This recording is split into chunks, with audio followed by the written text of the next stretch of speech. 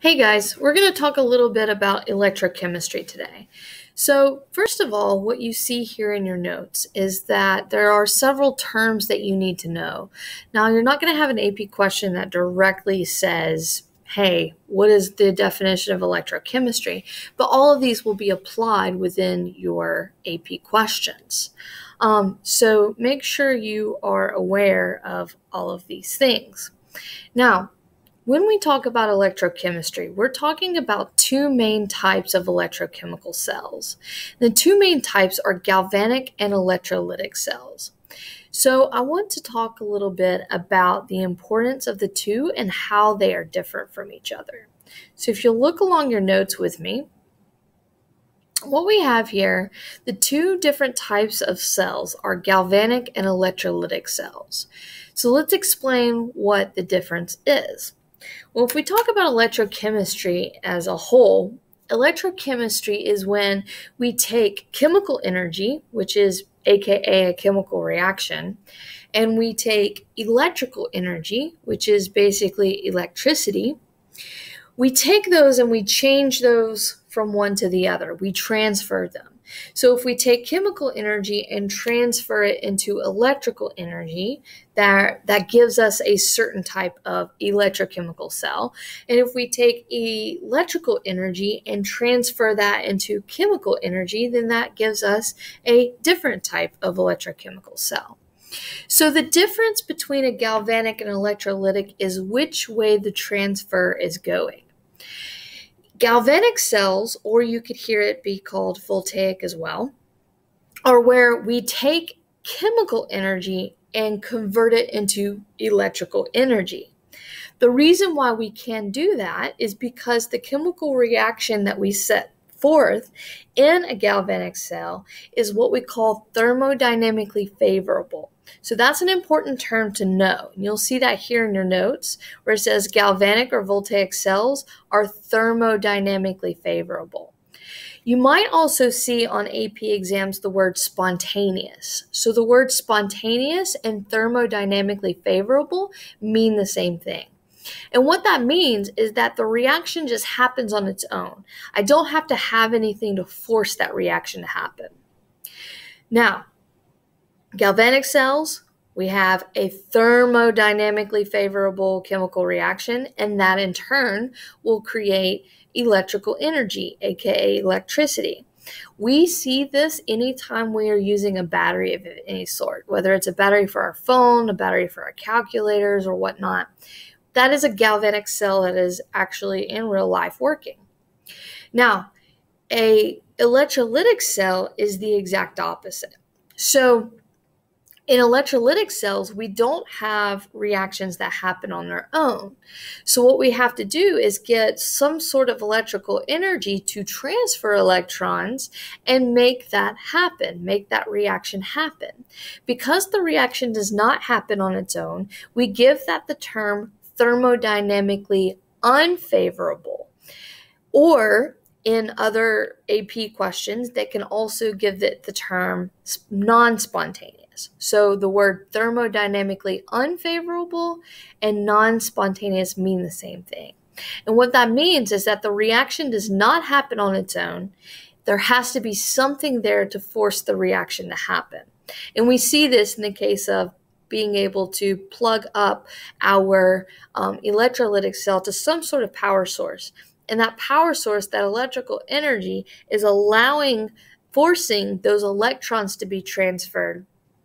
And that's why we're able to get a chemical reaction. So those are the main differences between the galvanic and the electrolytic cell. That's very important to know. So what I want to talk about now is just kind of focus on galvanic cells. We will talk about the electrolytic cells a little bit later on. So let me go through my notes and scroll to the next page. Being able to know the galvanic cell anatomy is very important. That's what you see on page 2. You've watched several videos dealing with this. You also had a galvanic cell activity where you had to pick apart and understand the conceptual part. So I'm going to leave that for the previous videos that you've seen, hopefully you guys understand and make sense of the galvanic cell anatomy. What I do want to focus on today, though, is discussing the mathematical aspects of the galvanic cell. So one thing that we've left out in our introductory notes is our cell potential. Cell potential is basically the voltage that we get whenever we create our galvanic cell. Now, if you look on the side of different batteries, like for instance, everyone knows that square battery that has the little things on the top, we call that a 9-volt battery.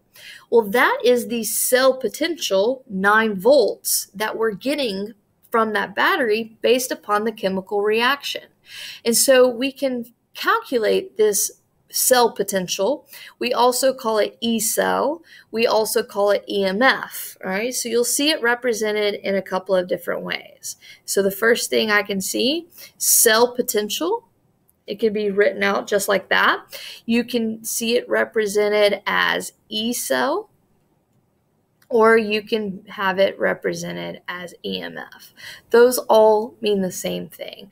And what you want to know whenever we are looking for cell potential, E cell, or EMF is what is the volt reading that we get from that chemical reaction. So what we could do if we were to actually set this up in the lab, we would hook up what we call a voltmeter to that.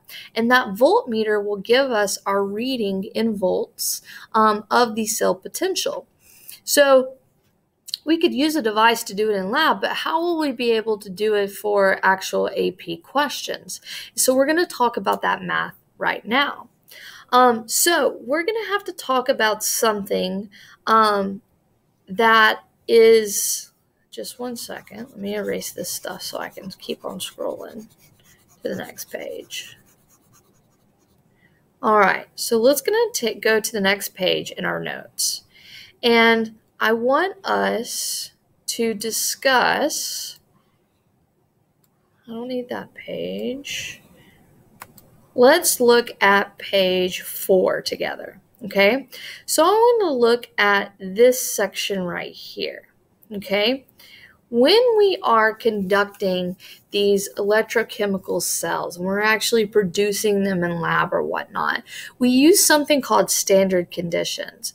Now, it's really important to know that standard conditions and STP are not the same thing. If you remember from stoichiometry, STP stands for standard temperature and pressure. The temperature there is 0 degrees Celsius or 273 Kelvin, and the pressure there is 1 atm. Well, let's think about like if I wanted to do that in lab. 0 degrees Celsius, that's pretty cold. That'll freeze water, right? So that is not very good lab conditions for us to do, STP. So what we do is we create another set of conditions called standard conditions. And standard conditions have a different temperature reading. Instead of it being 0 degrees Celsius, it's 25 degrees Celsius, which is 298 Kelvin. So that is about room temperature. A lot better to do a lab setting in that. So a lot of the stuff that we'll be doing in this unit will not be at STP. Instead, it will be at standard conditions. Now, there's 2 other pieces of information that are given to us at standard conditions. If you look here, it says we have 1 atm for gases. We have 1 molar for solutions. So we know a molarity. 1 molar for our solutions, and there's that temperature reading again, 25 degrees Celsius or 298 Kelvin. So how do I know if I am at standard conditions or not? What they will do is they will give us this little not symbol, all right? So if I want to know the E cell at standard conditions, you will see E cell written, and you'll have that little not symbol written above that. Anytime you see that little symbol, it means 3 different things. 1 atm, 298 Kelvin, and 1 molar for your solutions. So that's very, very important to know. Now, why am I talking about standard conditions? How does this help relate to figure out a voltage reading? Well, what we have to do is look at something called a standard reduction potential. So let's talk about that. Standard reduction potential. Standard is about standard conditions. So we have those three things that are true there. Reduction means reduction, so gaining those electrons, we're seeing those half reactions. And potentials mean little voltage readings. So let's go on to the next page. I want to show you this huge list of something. So if I go to this next page, I believe we are on page 5 now. You'll see a huge chart, and that huge chart says standard reduction potentials at 298 Kelvin for many common half reactions. So this is a chart that shows you the little tiny potentials of each individual half reaction. This is just a small list of a very, very huge one that you could possibly see. You do not have to memorize any of these little standard reduction potentials. You just have to be able to pull the information from it. Okay? Now, why is this important? Well, what these standard reduction potentials tell us is the little voltage reading that you get when you transfer so many electrons according to what the substance is. So this is how much voltage I could get for this half reaction. That's what this information is telling me. Now, I want to look at two things here, okay? So let me get my pen back, and let's look at the example that was on the previous page. So I think in that example, they were using zinc and copper. And if you look on that, that little voltage reading on that box was 1.10 volts. And so we were dealing with copper, and that copper was going to copper 2 plus. And we were also dealing with zinc, and the zinc was going to Zn2 plus. So what I want to do here is find the half reactions for copper going to copper 2 plus and zinc going to zinc 2 plus. And so these are actually reduction potentials, so they'll both be written where the ion goes to copper, the ion goes to zinc. So if you look here, the second one on the second column, you see Cu2 plus 2 electrons yields Cu, has a voltage reading of 0.34 volts. Let's find the zinc one. So I keep on coming down, and there's the zinc one right here. We have Zn2 plus 2 electrons yields Zn. So we have that voltage reading there. Now you notice that one of these voltage readings is positive and the other is negative. What must that mean? Well, the higher quantity you have for your voltage reading, for your standard reduction potential, that means the greater ability you have to gain electrons, to take those electrons. So if I compare these two numbers between copper and zinc, what that tells me is that copper has a greater potential to gain electrons than zinc does. So if I were to just compare two different standard reduction potentials, the more positive, so this is a rule you need to know, the more positive value is always going to be reduced. So the more positive your value is for your standard reduction potential, the easier it is for you to be reduced. So if we go back and look at that example of the copper and the zinc, wasn't it copper that was the one that was reduced? Well, how can we justify that copper is reduced other than zinc? We can say that copper is reduced because its standard reduction potential is more positive in value than zinc's standard reduction potential. So there's a lot of free response questions that you'll get where they'll just tell you two substances that you're using, and you've got to figure out who's reduced, who's oxidized, so therefore who's your cathode, who's your anode. And one way to be able to do that is by looking at these standard reduction potentials and stating that the more positive value is always the one that's reduced. Okay? So we know, based upon that voltmeter from the picture above, that our voltage reading should be 1.10 volts. So how in the world do we calculate our standard reduction potential, which is our E cell value? The way that we calculate that is our E cell at standard conditions. Remember, that little knot symbol means at standard conditions. We take the E cell, the standard reduction potential of our reduced species, and we subtract the E cell value of our oxidized species.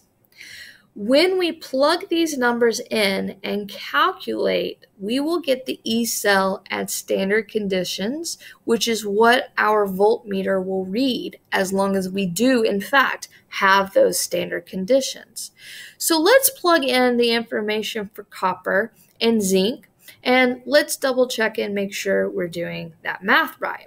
So I have to figure out who's reduced and who's oxidized. Well, I've already established that copper is reduced, but just to make sure, we look at these two values and we say, okay, copper is more positive. So therefore, the copper value must be our reduced value. So I'm going to plug in the 0.34 volts right there. Then I look at my oxidized value. So I'm going to subtract my oxidized value, which is negative 0.76. I'm running out of room, but hopefully you guys can see it. So I'm subtracting negative 0.76. And if I were to plug that in my calculator or do the mental math, hopefully you guys can do the mental math here because you do see it in multiple choice, you will get a positive 1.10 volts for your answer. And that is exactly what we saw on that voltmeter on the picture above, a couple of pages above this. And so this is how we calculate our standard reduction, our standard cell potential.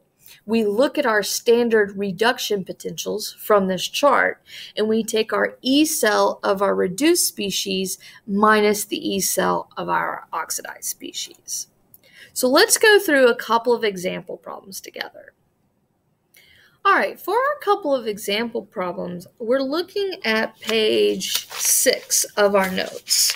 And we're going to have to end up using the standard reduction potentials chart that we saw in that previous page. So you might have to flip back and forth. I might try to make a separate sheet for you guys to print out in case you need it as well. Okay, so we want to first give the balanced cell reaction and calculate the E cell for our things. Now, do you see how you see that little standard knot symbol, right? So that's going to tell us that we need to figure out at standard conditions. So if it's at standard conditions, we can use the standard reduction potentials chart. If it is not at standard conditions, we can't use that. We'll talk about how to do that later on. So we want to give the balanced cell reaction. So this reaction here is not balanced. And the reason why is because I have my elements balanced, but my charges are not balanced. So let's look and do a couple of things. The first thing I want to be able to do is write the reaction that is good and balanced. So I have Al3 plus Mg, which is 0, so there's an overall 3 plus charge on this left side. On the right-hand side, I have Al, which is 0, and Mg2 plus, which is an overall 2 plus charge. So I have to do something here in order to balance this reaction. I want my charges on the left-hand side to equal the charges on my right-hand side. So to do that, I'm going to put a 2 in front of both of my aluminums, and that will give my overall charge on the left-hand side a 6 plus. Well, now to give my overall charge on the right-hand side this same amount, a 6 plus, I'm going to put a 3 in front of both of the Mg's. So that is how we balance our reaction. Now, secondly, what we want to be able to do is write our half reactions. So for our half reactions, we're going to start with the aluminum, so Al3 plus, and we're going to write how it looks like as a product, so Al. And we have to ask ourselves, how many moles of electrons have these transferred by? So we have a 3 plus going to a 0. What that's telling us is that we have transferred 3 electrons. More importantly, we have gained 3 electrons. We are reducing because we're going from a 3 plus charge to a 0 charge. So I'm going to put those 3 electrons on the left-hand side. And that is my half reaction for aluminum. Aluminum, we stated, is reduced because my charge is going down. I am gaining those electrons. And that reaction is good and balanced. Now I have to do the same idea with magnesium. So I start with the foundation. Mg is here. I go to Mg2 plus. Now I have to ask myself, what is happening? Am I losing the electrons? Am I gaining the electrons? Am I being oxidized or am I being reduced? Well, Mg is going from a 0 to a 2 plus charge. And so since I am going up in charge, I am actually being oxidized there. Now, by how many electrons is it being oxidized? Is it losing how many electrons? It is losing 2 electrons because it's going from a 0 to a 2 plus. So this would be my half reaction for the magnesium. We've stated that the aluminum is the one that is reduced and the magnesium is the one that is oxidized. So now that we've written our balanced reaction, we've written our half reactions just to get practice and understand what's going on, we want to calculate our E cell at standard conditions. And so remember, the equation for that is E cell for the reduced species minus the E cell for the oxidized species. So we have to look up these standard reduction potentials from our chart. All right, so I'm going to go back and I am going to look on our chart at aluminum. So you have to be careful and make sure that it's the correct one that goes from the ion to the solid. It doesn't go from an ion to another ion.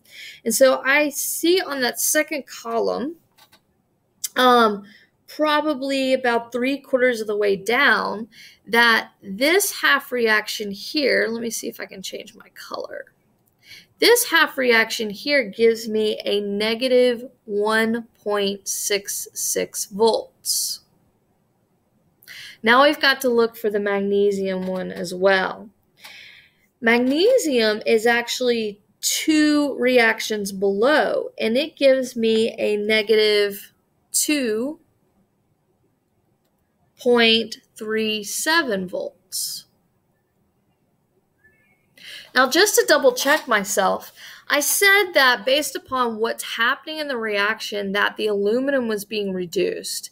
And based upon what I saw happening in the reaction, the magnesium was being oxidized. I want to double check myself to make sure that that is correct by looking at the more positive value. Remember that the more positive value is the species that is reduced. So out of these two numbers, negative 1.66 volts and negative 2.37 volts, that is the reduced species is going to be aluminum because it is my more positive value. So I want to make sure when I'm plugging it into this equation that reduced comes first minus the oxidized. So negative 1.66 minus negative 2.37. I work out that math, and again, that's going to give me my standard cell potential, which is what our voltmeter would tell us if we were working it out. And when I actually plug that into my calculator and calculate it out, you get a positive 0.71 volts. Now, side note here, whenever you are calculating your galvanic cells, E cell values at standard conditions, you should always get a positive E cell value. The reason why is because that positive E cell value is giving us a positive voltage, meaning that the reaction happens on its own to force an electrical energy to occur. So by having a positive E cell value, we are saying that that reaction is happening thermodynamically favorably or spontaneous. And we stated that at the very beginning of the video. All galvanic cells are thermodynamically favorable, aka spontaneous. So because of that reason, we should always get positive E cell values. We shouldn't get anything negative. Okay, so I hope this helps you be able to calculate your cell potential for these galvanic cells. I'm going to do another video that carries you through some other math. Have a good day.